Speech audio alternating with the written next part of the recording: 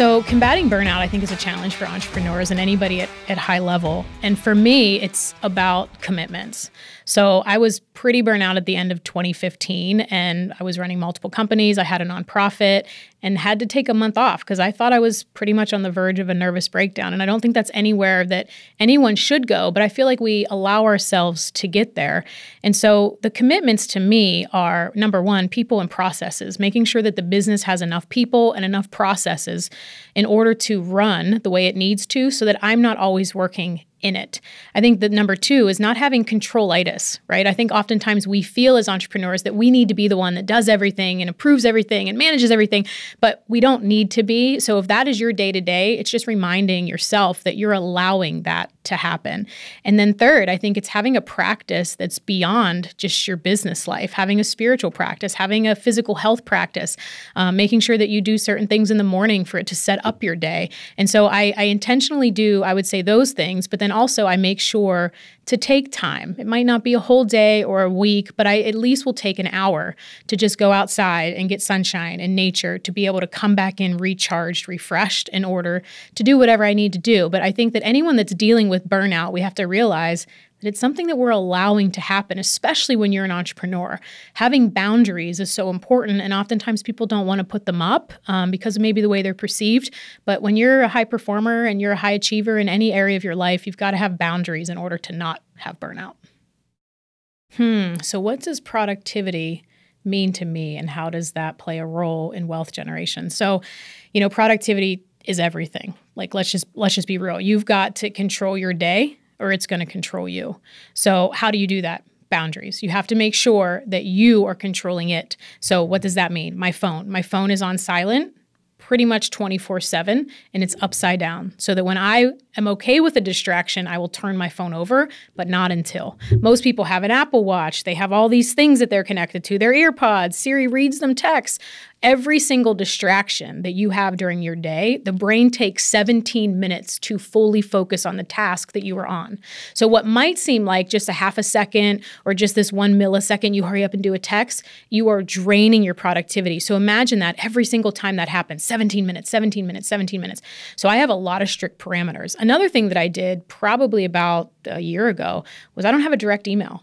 And people think that's crazy, but there is no way to technically get a hold of me unless you go through an assistant. One of my assistants will forward me the email or read it to me or get a response. But as far as an email out there for people, I think it's Brendan Burchard that says your inbox is just filled with other people's agendas. And if you don't need a specific email or a contact in order to drive forward what you're looking to do, then it becomes a distraction. So I think it's really important to understand that email is a big distraction. Now, unless you're client facing and you're dealing with clients, then of course you need to be connecting one-on-one with people and making sure that they get a response.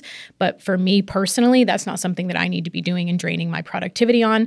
The third thing I would say is batching your time, batching your projects, making sure, for example, if I'm recording podcasts, I'm not just doing this and then doing a consult call and then doing a training.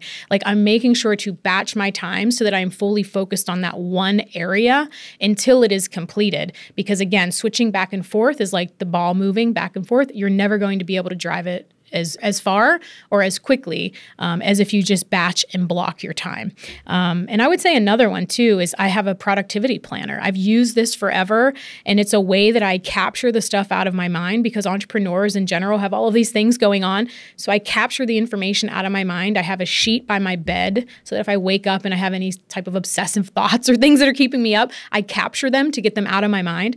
I categorize them as to projects because sometimes things that you are thinking of are a distraction. They may not be the thing that you need to move forward, this one goal that you have.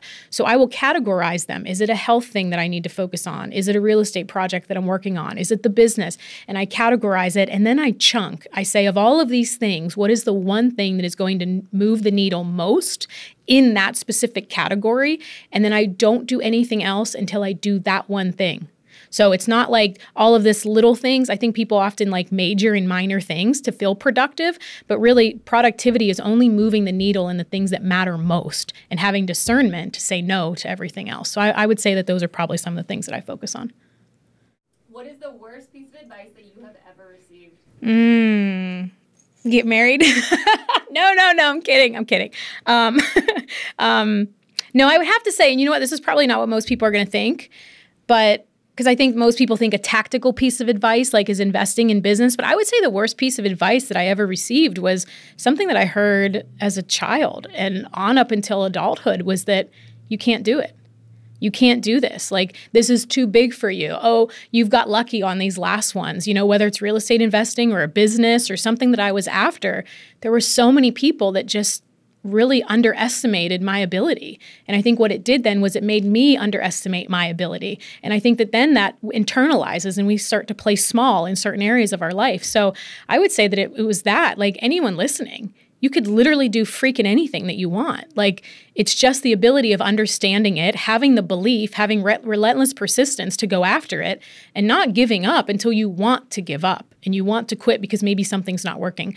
But I would say that's probably the worst piece of advice anybody could get, is that you can't do this one thing for XYZ reason.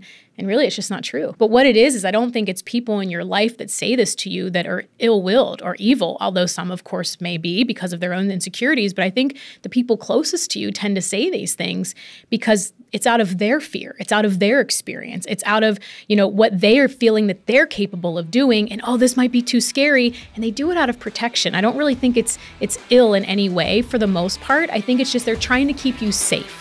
And so a lot of times when you're wanting to go after big dreams, big goals, big visions, you have to be unsafe and uncomfortable in the moment. So you need to be around people that have done it and that can say you can do it too.